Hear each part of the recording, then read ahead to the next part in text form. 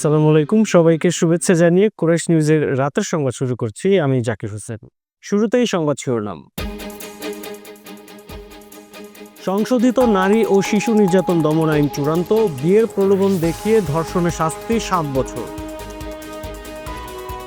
প্রস্তাব অনুমোদন, ঈদে সরকারি চাকরিজীবীদের টানা 9 দিনের ছুটি। এখন ঢাকা থেকেই বাংলাদেশিদের ভিসা দেবে অস্ট্রেলিয়া।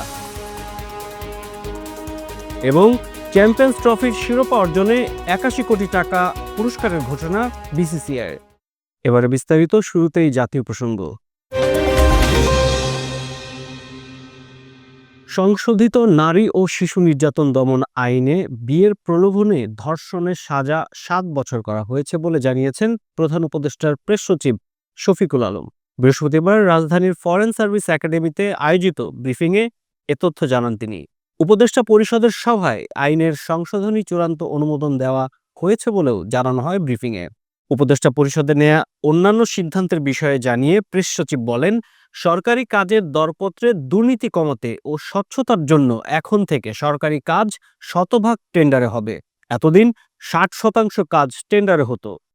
বাংলাদেশে বিএনপিকে আন্ডারস্টিমেট করার সুযোগ নেই বলে মন্তব্য করেছেন বিএনপি চেয়ারপারসন উপদেষ্টা জয়নুল আবেদিন ফারুক। বৃহস্পতিবার জাতীয় প্রেস ক্লাবে বাংলাদেশ প্রজন্ম 71 কেন্দ্রীয় কমিটির উদ্যোগে আয়োজিত বর্তমান প্রেক্ষাপট, সাংবিধানিক অধিকার ও গ্রহণযোগ্য নির্বাচন শীর্ষক আলোচনা সভায় প্রধান অতিথির বক্তব্যে তিনি একথা বলেন।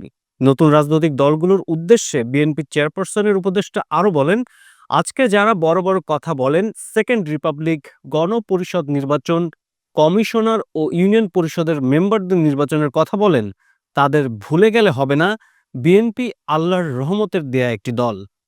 হাসিনা ভারতের মোদির আশ্রয়ে থেকে ডক্টর ইউনূস সরকারকে অস্থিতিশীল করার প্রচেষ্টা চালাচ্ছে। তাই অন্তর্বর্তীকালীন সরকারকে উদ্দেশ্য করে বলেন, সরকারের আপনাদের সমালোচনা হবে, আলোচনা হবে, কিন্তু সরকারকে মনোবল হারালে হবে না। আজকে তারেক রহমানকে দায়িত্ব অর্পণ করেছে, তারেক রহমান অক্ষরে অক্ষরে সে দায়িত্ব পালন করেছে বিধায় আজকে যারা বড় বড় কথা বলেন, আজকে কি সেকেন্ড রিপাবলিক বলেন, আজকে গণপরিষদের নির্বাচনের কথা বলেন, আজকে কমিশনার ইউনিয়ন পরিষদের মেম্বারের ভোটের কথা বলেন, তাদেরকে শুধু স্মরণ করে দিতে চায় বাংলাদেশে বিএনপিকে আন্ডারস্টিমেট করার সময়। বিএনপি আল্লাহর রহমতের দল। দোয়া আছে আল্লাহর, অনেক অপরিসীম দোয়া আছে শহীদ জিয়ার জন্য। তাই তো আল্লাহর কি রহমত, কবর লইয়া যায়, কবর উঠাইয়া দিব, কবর গাব তুলে নিয়ে যাবে। আল্লাহর কি রহমত, জিয়া উদ্যানকে পরিবর্তন করে চন্দ্রিমা লাগাই দিছে। কালকে আল্লাহর কি রহমত, এটা আবার জিয়া উদ্যান, সব আল্লাহর কি। কারণ আল্লাহ রসুলের প্রতি আমাদের অগাধ বিশ্বাস, আমাদের দলের প্রতি অগাধ বিশ্বাস। 100-150 মামলার আসামি যারা এখনো প্রেস ক্লাবে আসে, 200-300 এখনো আপনাদের সামনে কথা বলে, এটাই তো আল্লাহর রহমত।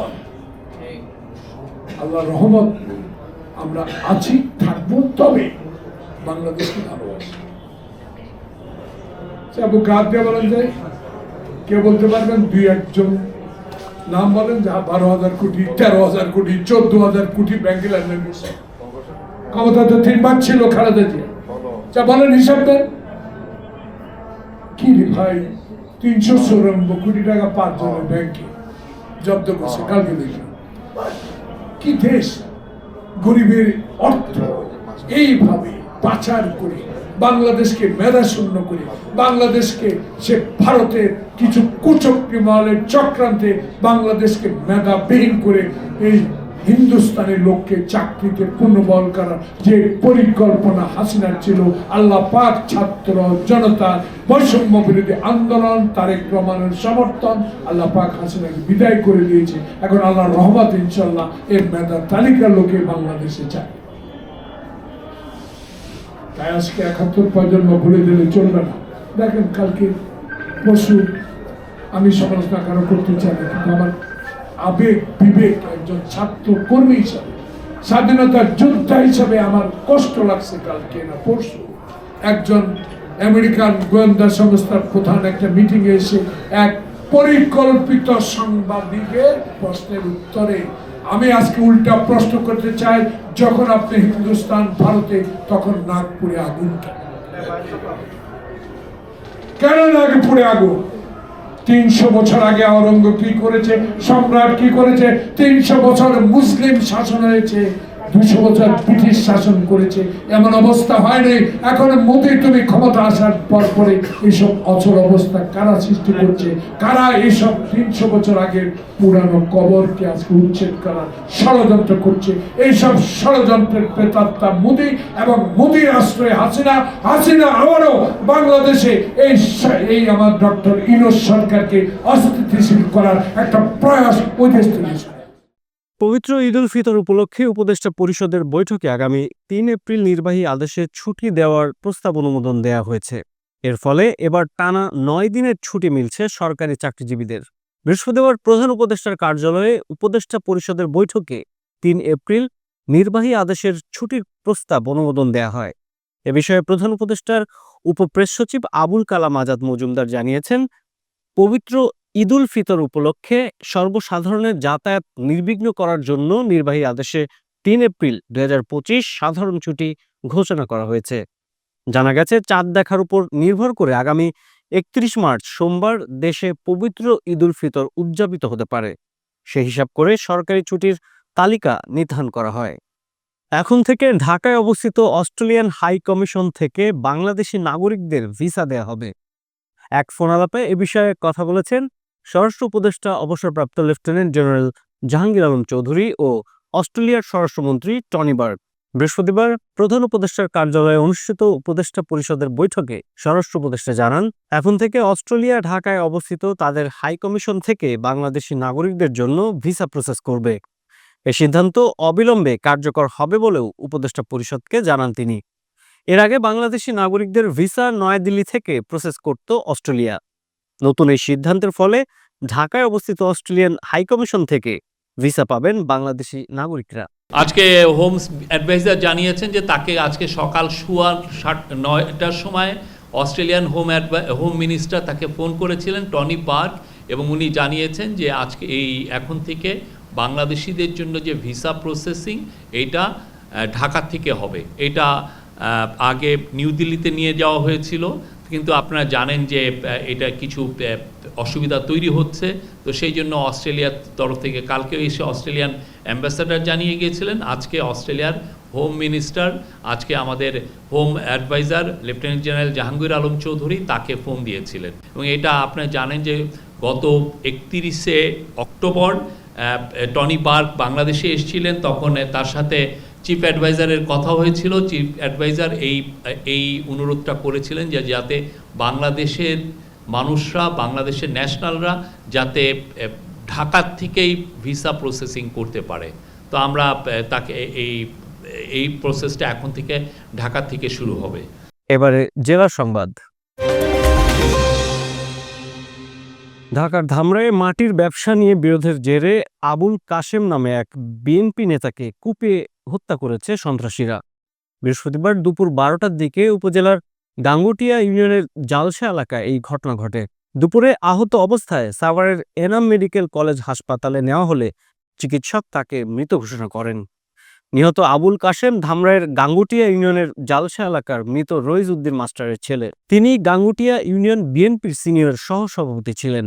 এনাম মেডিকেল কলেজ হাসপাতালের জরুরি বিভাগের চিকিৎসক মেরাজুল রায়হান পাবেল গণমাধ্যমকে বলেন, পায়ে সহ শরীরের বিভিন্ন স্থানে ধারালো অস্ত্রের আঘাতের চিহ্ন রয়েছে। অতিরিক্ত রক্তক্ষরণে তার মৃত্যু হতে পারে। এবার আন্তর্জাতিক প্রসঙ্গ। রমজানের প্রথম দিনে মসজিদে নববীতে গিয়েছেন রেকর্ড 1,40,00,000 মুসল্লি। প্রতি বছরের মতো এবারও রমজানেও নামাজ আদায় এবং ইসলাম ধর্মের প্রবর্তক হযরত মুহাম্মদ সাল্লাল্লাহু আলাইহি ওয়াসাল্লামের রওজা জিয়ারত করতে মদিনার মসজিদের নববীতে যাচ্ছেন বিপুল সংখ্যক ইসলাম ধর্মাবলম্বী। সরকারি পরিসংখ্যান বলছে 2025 সালের রমজানের প্রথম 15 দিনে ইসলাম ধর্মাবলম্বীদের জন্য দ্বিতীয় গুরুত্বপূর্ণ এই মসজিদে গেছেন রেকর্ড 1,40,00,000 মুসল্লি। তাদের মধ্যে মহানবী সাল্লাল্লাহু আলাইহি ওয়াসাল্লামের রওজা জিয়ারত করার অনুমোদন পেয়েছেন 37,09,372 জন নারী ও পুরুষ। কাবা ও মসজিদে নববী রক্ষণাবেক্ষণের দায়িত্বে থাকা সৌদি সরকারি সংস্থা the general presidency for the affairs of grand mosque and the prophet's mosque এক বিবৃতিতে এ তথ্য জানানো হয়। রমজানে মসজিদে নববীতে আসা মুসল্লিদের ইফতারের মাধ্যমে আপ্যায়নের ব্যবস্থা করে কর্তৃপক্ষ। জানাবো খেলার খবর। নিউজিল্যান্ডকে কাঁদিয়ে প্রায় এক যুগ পর চ্যাম্পিয়ন্স ট্রফির শিরোপা ঘরে তুলেছে ভারত। আর এই সাফল্যের জন্য রোহিত কোহলিদের ৫৮ কোটি রুপি পুরস্কার দিচ্ছে ভারতীয় ক্রিকেট বোর্ড বিসিসিআই। বৃহস্পতিবার এক বিবৃতিতে এই তথ্য নিশ্চিত করেছেন বিসিসিআই। বিবৃতিতে জানানো হয়, চ্যাম্পিয়ন্স ট্রফিতে সেরার খেতাব পাওয়া ভারতীয় দলকে ৫৮ কোটি রুপি দেওয়া হবে, বাংলাদেশি টাকায় যা ৮১ কোটি ৬৫ লাখ টাকা। টিম ইন্ডিয়ার ১৫ জন ক্রিকেটার তো বটেই, কোচ গৌতম গম্ভীর, তার কোচিং স্টাফের অন্য সদস্য এবং সাপোর্ট স্টাফদের সদস্যরাও আর্থিকভাবে পুরস্কৃত হবেন। এছাড়াও অজিত আগারকারের নেতৃত্বাধীন জাতীয় দলের নির্বাচকরাও এই পুরস্কারের অংশ পাবেন। তবে কার জন্য কত বরাদ্দ সেটা আলাদা করে বোর্ডের বিবৃতিতে বলা হয়নি। এর আগে টি-20 বিশ্বকাপ জয়ের পর রোহিতদের জন্য ১২৫ কোটি টাকা আর্থিক পুরস্কার ঘোষণা করেছিল বোর্ড। সংবাদ শেষ করব বিনোদন অঙ্গনের খবর দিয়ে। ছোট পর্দার অভিনেত্রী শবনম ফারিয়াকে নিয়ে আপত্তিকর মন্তব্য করা এক যুবকের বিরুদ্ধে ব্যবস্থা নিচ্ছে সাজিদা ফাউন্ডেশন। প্রতিষ্ঠানটির ভেরিফাইড ফেসবুক পেজ থেকে এক স্ট্যাটাস দিয়ে এ তথ্য জানানো হয়। রকিবুল হাসান নামের সেই যুবকের বিরুদ্ধে ব্যবস্থা নিতে যাচ্ছেন তারা। সম্প্রতি ঢাকায় সিনেমার সুপারস্টার সাকিব খান, ক্রিকেটার তাসকিন আহমেদ ও তানজিদ হাসান তামিমদের সঙ্গে একটি অনুষ্ঠানে এক মঞ্চে হাজির হয়েছিলেন শবনম ফারিয়া। সেখানে মঞ্চে ফটো সেশনের সময় শবনম ফারিয়াকে হাসতে হাসতে বলতে শোনা যায়, আমি তাসকিনের পাশে দাঁড়াবো না, আমাকে খাটো লাগবে। ফেসবুকে ওই ভিডিওটি ছড়িয়ে পড়লে সেখানে আপত্তিকর কমেন্ট করেন সাজিদা ফাউন্ডেশনে কর্মরত রকিবুল হাসান। এদিকে বিষয়টি নিয়ে তীব্র নিন্দা জানায় সাজিদা ফাউন্ডেশন। সুরক্ষা কমিটির তদন্ত সাপেক্ষে প্রতিষ্ঠানের নীতিমালার ভিত্তিতে যথাযথ ব্যবস্থা নেওয়ার ঘোষণা দেয় প্রতিষ্ঠানটি। সংবাদ শেষ করার আগে সংবাদ শিরোনামগুলো আরও একবার। সংশোধিত নারী ও শিশু নির্যাতন দমন আইন চূড়ান্ত, বিয়ের প্রলোভন দেখিয়ে ধর্ষণের শাস্তি ৭ বছর। প্রস্তাব অনুমোদন, ঈদে সরকারি চাকরিজীবীদের টানা ৯ দিনের ছুটি। এখন ঢাকা থেকেই বাংলাদেশিদের ভিসা দেবে অস্ট্রেলিয়া। এবং চ্যাম্পিয়ন্স ট্রফির শিরোপা অর্জনে ৮১ কোটি টাকা পুরস্কারের ঘোষণা বিসিসিআই। দর্শক, এতক্ষণ সাথে থাকার জন্য ধন্যবাদ। সবশেষ সংবাদ দেখতে চোখ রাখুন কোরাস নিউজের পর্দায় অথবা ভিজিট করুন www.korashnews.com। কোরাস নিউজের পরবর্তী সংবাদ দেখার আমন্ত্রণ জানিয়ে আপনাদের কাছ থেকে এখনকার মতো আমি জাকির হোসেন বিদায় নিচ্ছি। আল্লাহ হাফেজ।